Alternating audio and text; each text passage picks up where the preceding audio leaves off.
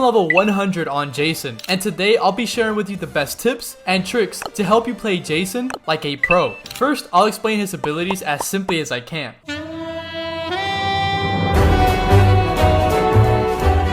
Jason has a passive called Mute, and Mute essentially makes it so the terror radius is smaller than that of other killers. That basically means the little music you hear when killers are near you, Jason's radius of that music is much smaller compared to the other killers. For Jason, this might seem like stupid, but it's actually good because it allows you to sneak up on players much easier than other killers can. He obviously has his M1, which does 20 damage and inflicts bleed in 1 for 5 seconds. But if you use your M1 while you're enraged, Jason lunges forward and does 25 damage. The next ability Jason has is Behead, which is a horizontal swing towards the head. If done while sprinting, it causes a small lunge, deals 20 damage, and inflicts helpless 1 for 14 seconds. But if it's done while enraged, it deals 35 damage. If you activate this ability while not sprinting, you will not lunge. However, whether you hit the ability or not, after the slash, Jason gets slowness 1 for 2 seconds. The other ability is Gash and Wound. This is a stationary ability. If you hit a survivor, you land a series of slashes, which adds up to 50 damage or 70 if you're enraged. After the slashes are done, you ragdoll the survivor away from you, and you're left frozen for a few moments, which gives the survivor time to run away before you can move again. However, you can usually catch up due to your speed. And then the final ability is Rage and Pace. When you activate it, you become enraged, and their movement speed becomes 19.5 for 14 seconds. To put that into perspective,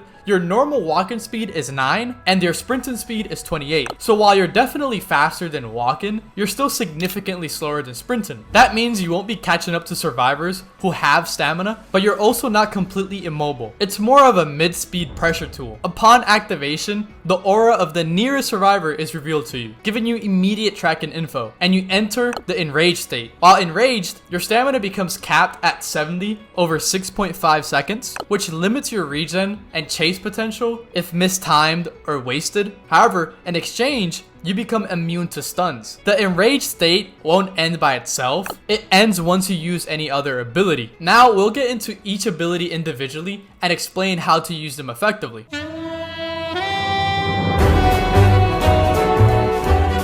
So first, I just want to talk about his M1 quickly and highlight that his slash is nearly instant and has the fastest windup in the game besides Cool Kid. His hitbox range is also really impressive. It allows you to adjust to players who juke you mid-swing. While in Rage and Pace, there is a variant of his M1, but honestly, there are so many better options available that I don't really recommend using the enraged M1. But you can use it if none of your other abilities are up. So the first, and personally my favorite ability we'll cover in this section, is Behead. Jason is a close quarters killer, which means you have to get really good at stamina management and chasing to be truly effective. Luckily, Jason's arsenal helps you do exactly that. Behead inflicts helpless 1 for 14 seconds. So if you use it as a chase starter, whoever you hit is now completely vulnerable to you for those 14 seconds. For example, an Elliot who has rush hour won't be able to get away that easily because he can't even activate his ability. Or if it's a sentinel, you can play much more aggressively since you know their stun is locked for that duration. Now usually you want to use Behead while sprinting because it lunges forward, increasing your effective range. While enraged, your lunge distance and damage is even greater. Regardless of whether you hit a survivor or not, you will be slowed for a brief moment after using it. So don't try to sprint during the slowness, you'll just waste stamina. It's better to wait out the slowness, then sprint afterward to manage your stamina more efficiently. And the really useful tip for Behead is that if a survivor is one shot and you hit them with Behead, it skips the kill animation, allowing you to quickly switch to another survivor. This is great if you're in a situation where you can aggro onto someone else quickly and have enough stamina to do so. Next is Gash and Wound. This ability is best used when you're confident you can hit a survivor, like if they missed a stun, are doing a generator, or are trapped in a corner. The ability completely stops your momentum, so if you miss, it's very punishable, but if you land it, that's a huge win. This ability has the largest hitbox in your kit, and while it's active, anyone who walks into it gets damaged. For whatever reason, guest mains love doing this. So you can actually hit multiple survivors if they're grouped up together. This is especially effective on guest 1337. If you can bait their block, then follow up with Gash and Wound,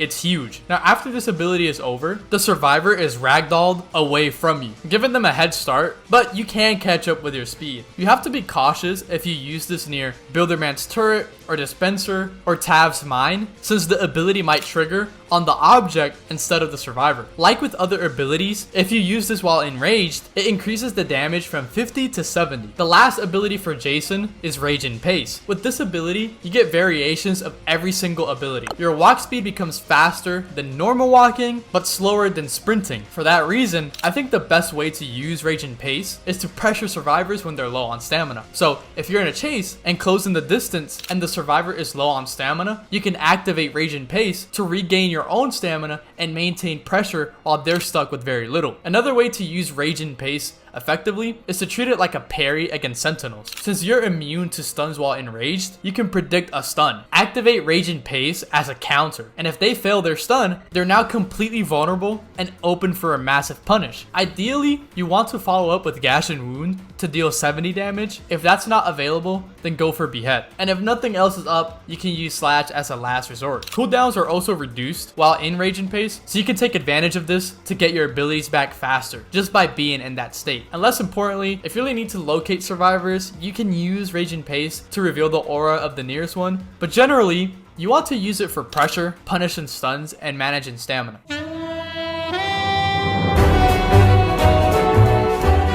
I want to end this section by giving you guys a general gameplay overview. Jason doesn't have any long range abilities or slowing tools, so he heavily relies on chase IQ and stamina management. One of the first things you should be aware of is that characters like 7 and 7 and 2-Time should be targeted before their last man standing. If they're left for last, they can be across the map and you'll waste a ton of time trying to regain distance on them. These type of characters can really frustrate you and reveal the weaker side of Jason, so definitely get used to that, not just with them but in general. You'll often find yourself chasing one person longer than you would with other killers. You're also more prone to stuns since you need to stay close to apply pressure. You can counter this with Rage and Pace or just dodge easier stuns from players like Shed or Chance by simply moving to the side. But where Jason shines is when you close the distance. The moment a survivor makes a mistake or opens themselves up, you can unleash an insane amount of damage and completely turn the chase in your favor. If you made it this far into the video, make sure to like and subscribe. Only 0.2% of my viewers are actually subscribed to the channel. Hope you guys enjoyed the video. Thanks for watching, and I'll see you guys in the next one.